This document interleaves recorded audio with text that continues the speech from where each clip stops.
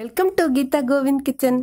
இன்னைக்கு நம்ம பார்க்க போறது அட்டகாசமான டேஸ்ட்ல ஒரு குழம்பு. பச்சை பட்டாணி யூஸ் பண்ணி தான் பண்ணியிருக்கோம். ஆனா மட்டன் சாப்பிட்ட மாதிரி இருக்கும் இந்த குழம்போட டேஸ்ட். இந்த குழம்பு சாதத்தோட, இட்லி, தோசை, சப்பாத்தி, ஆப்பம், இடியாப்பம் எல்லாத்துக்கூடயும் சூப்பரா இருக்கும். இதுல ஒரு மசாலா வறுத்தரைச்சு பண்ண போறோம். அதுதான் இதோட டேஸ்டேவும். எப்படி பண்றதுன்னு பார்க்கலாம். இந்த பச்சை பட்டாணி குழம்பு காய்ச்சறதுக்கு நான் 1/4 கிலோ பச்சை பட்டாணி எடுத்திருக்கிறேன். சின்ன வெங்காயம் உடம்புக்கும் நல்லது, டேஸ்டா இருக்கும். 10 சின்ன வெங்காயம் நறுக்கி வச்சிருக்கிறேன். மீடியம் சைஸ் தக்காளி 1 கட் பண்ணி வச்சிருக்கிறோம். வறுத்து அரைக்க போறோம். 1/4 டீஸ்பூன் ஜீரகம், 1/4 டீஸ்பூன் மிளகு, 1 டீஸ்பூன் மல்லி விதை, 2 பட்டை, 2 கிராம்பு, பாதி அன்னாச்சிப்பூ, 1/4 டீஸ்பூன் கசகசா, 1/2 டீஸ்பூன் பெருஞ்சீரகம். கூட 10 சின்ன வெங்காயமும் 1/4 கப் துருவிய தேங்காயும் சேர்த்து வறுத்து அரைக்க போறோம்.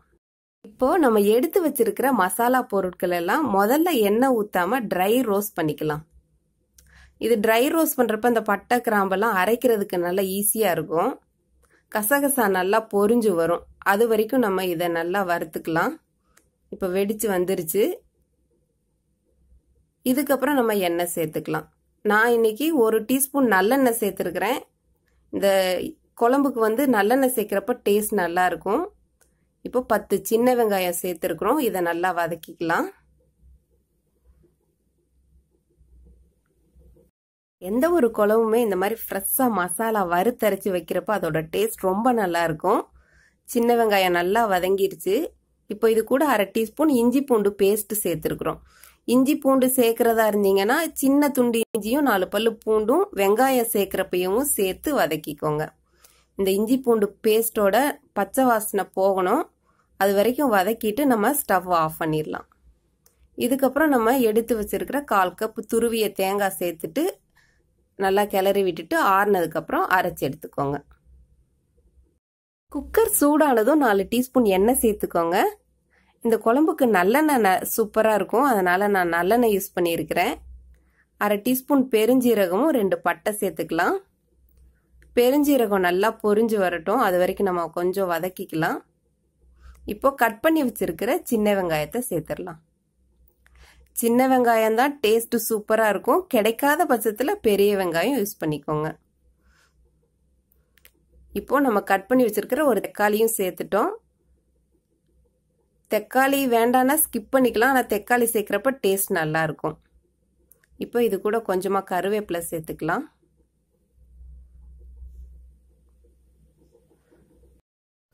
இது கூட 1/4 கிலோ ஃப்ரெஷ்ஷான பச்சை பட்டாணி சேர்த்துருக்குறோம். காஞ்ச பட்டாணி யூஸ் பண்றதா இருந்தீங்கன்னா 6 மணி நேரம் நல்லா ஊற வச்சுட்டு சேர்த்துக்கோங்க. இதை கொஞ்சம் வதக்கி விட்டுக்கலாம். இந்த குழம்புக்கு தேவையான உப்பு நம்ம இப்ப சேர்த்துடலாம். 1/2 டீஸ்பூன் மஞ்சள் தூளும் சேர்த்து நல்லா மிக்ஸ் பண்ணி விட்டுடலாம். இந்த குழம்பு பண்றதுக்கு நான் இன்னைக்கு 4 டீஸ்பூன் குழம்பு மிளகாய் தூள் யூஸ் பண்ணியிருக்கிறேன். குழம்பு மிளகாய் தூள் எப்படி பண்றதுங்கிற வீடியோ ஆல்ரெடி நான் போட்டிருக்கிறேன். வேணும்னா கார்ட்ல தரேன், பார்த்துக்கோங்க.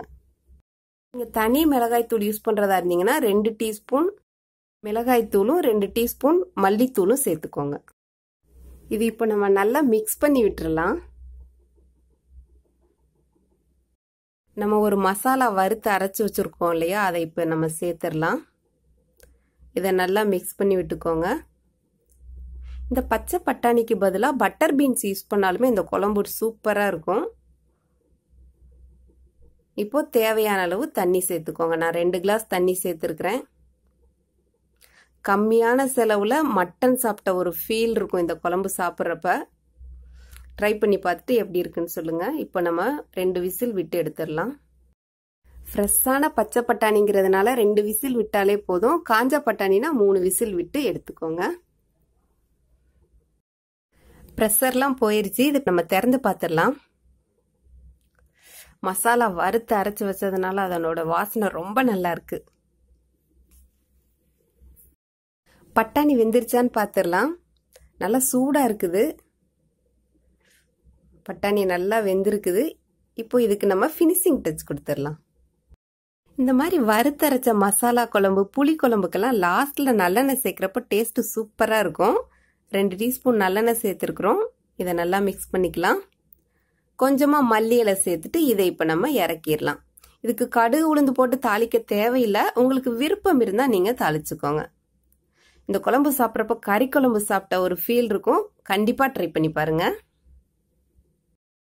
சூப்பர் டேஸ்டியான பச்சை பட்டாணி குழம்பு ரெடி. நான் சொன்ன மெஷர்மெண்ட்ஸ்ல அதே மாதிரி செஞ்சு பாத்தீங்கன்னா சூப்பரா வரும். கண்டிப்பா என்ஜாய் பண்ணுவீங்கன்னு நினைக்கிறேன்.